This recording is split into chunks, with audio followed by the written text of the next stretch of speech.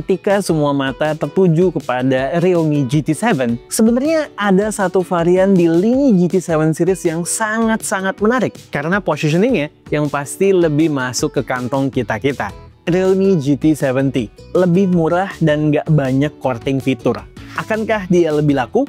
Guys, gue mau ngomong di depan langsung aja. Gue suka sama Realme GT70. Dia mengcover hal-hal esensial yang gue cari dari sebuah smartphone premium mid-range. Cuman memang gue belum secara gamblang memberikan rekomendasi ya. Karena gue belum tahu nanti di Indonesia harga pasti resminya bakalan berapa. Kalau saja harganya tepat, gue yakin smartphone yang satu ini bakalan sehits Realme GT6 di tahun lalu. Buat yang penasaran kenapa gue suka Realme GT70, kita lihat bareng-bareng. Let's go! Seperti biasa, spek lengkap rumahnya ada di deskripsi.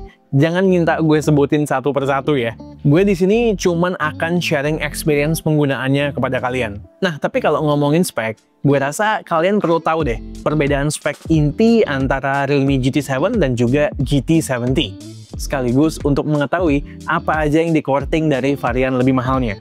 Bedanya ada di SoC, kamera telefoto, sensor kamera, dan ya udah. Core-nya ya itulah yang beda. Yang pasti jadi pembeda adalah harganya. Realme GT70 pasti lebih affordable dari Realme GT7. Prediksi gue, perbedaan harganya bakalan sekitar 2 juta. Pure prediksi ya. Oke guys, apa coba yang bisa bikin gue bilang bahwa HP ini menarik banget? Pertama adalah segala sesuatu yang berurusan dengan performa. Seluruh HP ini kayak dibikin supaya performanya kenceng dan stabil ketika dipakai berlama-lama. Dimulai dari optimized software dan juga firmware, lalu SoC yang digunakan, sampai dengan bodi HP-nya. Iya, kalian nggak salah dengar, bodi HP-nya terbuat dari campuran graphene dan juga fiber. Jadi bodinya acting sebagai pendingin juga. Dan hal ini terbukti ketika gue pakai buat ngegame. Main Mobile Legends 1 match, start nggak dari kondisi dingin, dimana suhu internal 35 derajat, dan opsi grafis rata kanan 120 fps, kemudian GT Mode on, masa iya? Suhunya cuma naik sampai 37 derajat. Gila, FPS-nya juga rata-rata ada di 119. Naik level dikit ke yang lebih berat. Genshin Impact main 20 menit, gue kali ini mulai dari 30 derajat suhu internalnya, settingan rata kanan, ya masa sih? Dia cuma naik ke 39,9 derajat, dengan average di 58,7 fps. Gokil!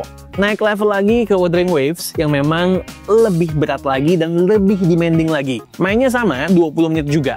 Nah, baru deh, dia mulai anget di 41 derajat. Dan kita bisa melihat, ketika menyentuh suhu 41 derajat, ada throttling di performanya. Tapi, FPS rata-ratanya masih di 56.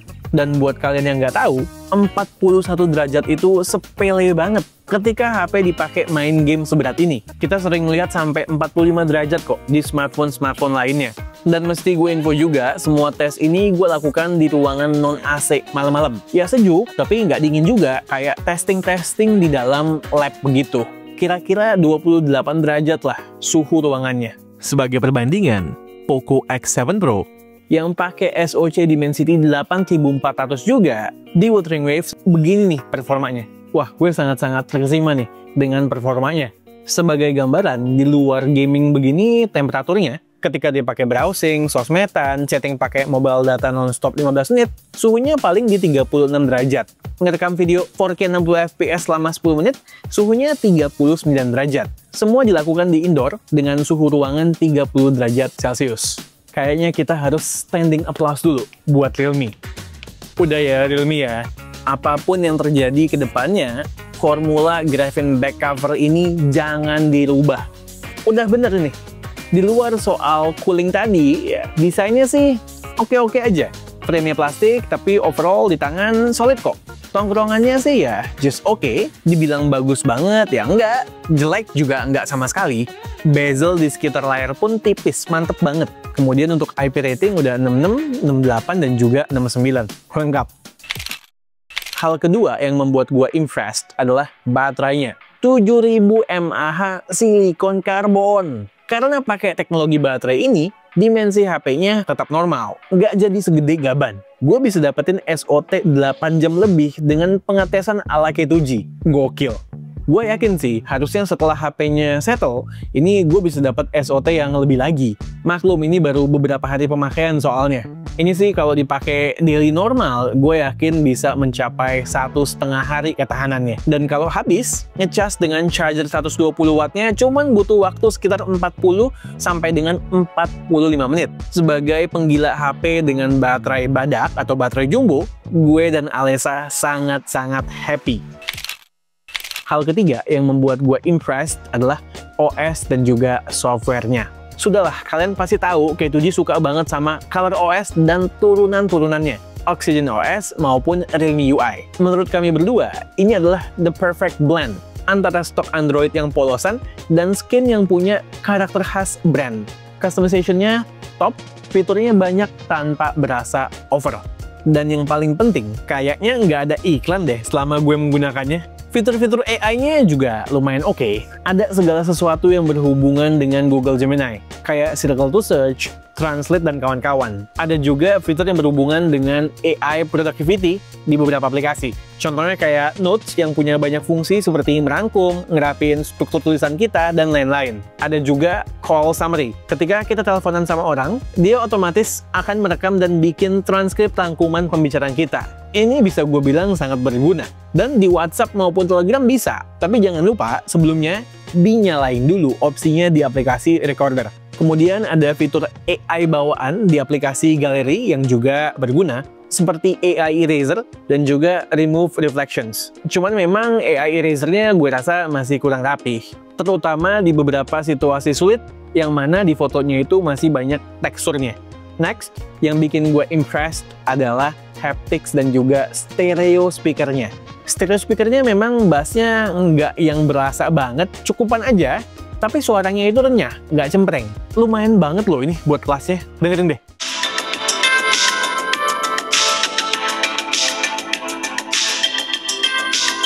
Kemudian hapticsnya juga flagship grade, empuk, dep gitu. Soal layar, gue juga lumayan impressed. Bukan soal spek basicnya ya, tapi dia udah include enhancement layar yang bikin layarnya bisa dipakai dalam keadaan tangan basah sekalipun. Berguna buat kita yang sepanjang tahun hujan dulu kan, ya nggak sih? Hal lainnya soal layarnya ya bagus juga, sesuai ekspektasi lah. Terakhir, yang gue lumayan impressed juga adalah kameranya. Ya betul, dia nggak ada tele seperti versi GT7, dan spek sensornya juga lebih canggih di GT7. Tapi main kameranya ini loh, bisa diandalkan di berbagai sikon. Dari yang basic dulu, lensa ultrawide dan selfie-nya punya output yang decent. Paling optimal, gunakan di sikon pencahayaan yang melimpah untuk best outputnya. Untuk sosmed, sudah cukup oke. Nah, seperti yang gue bilang di awal, yang stand out adalah main kameranya. Di good light semuanya on point dan mid range, overall warna, sharpness, dan lain-lain. Point and shoot bisa menghasilkan foto yang cakep.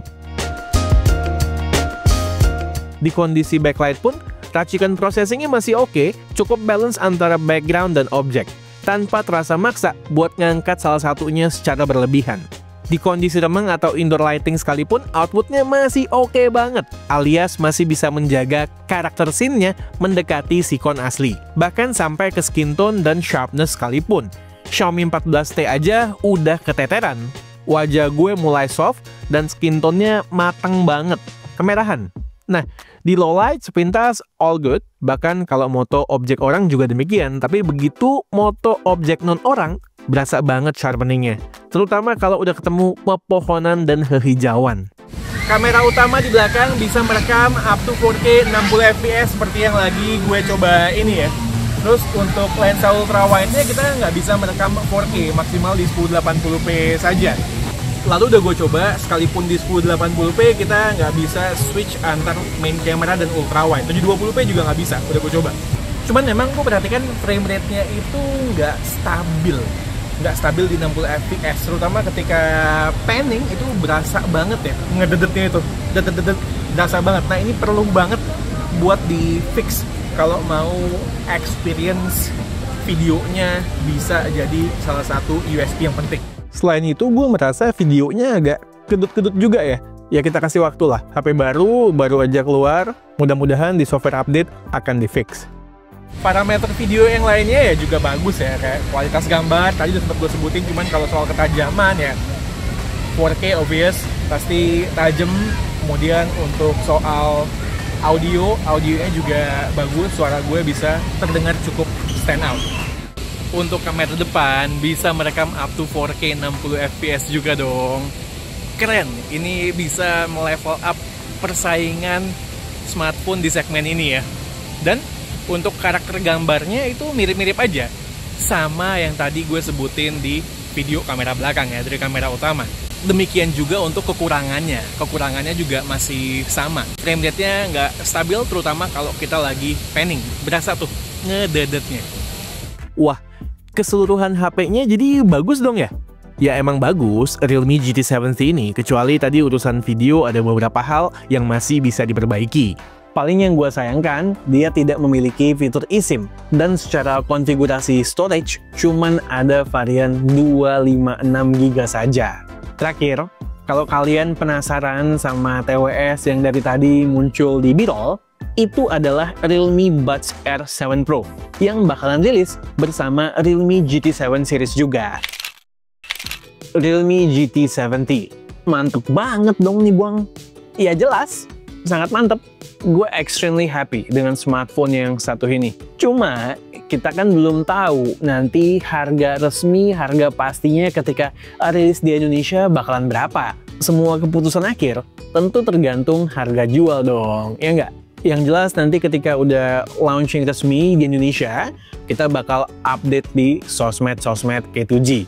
Inti dari segala inti, Realme GT70 ini bagus banget kalau harganya cocok. Oh ya, nanti tungguin review varian GT7-nya juga, only at K2G. Mudah-mudahan bisa varian yang mimpi-mimpi itu deh, Dream Edition. Oke, sekian aja video dari gue kali ini. Gue Satish, and this is K2G. Tunggu racun-racun kami yang berikutnya. Bye guys.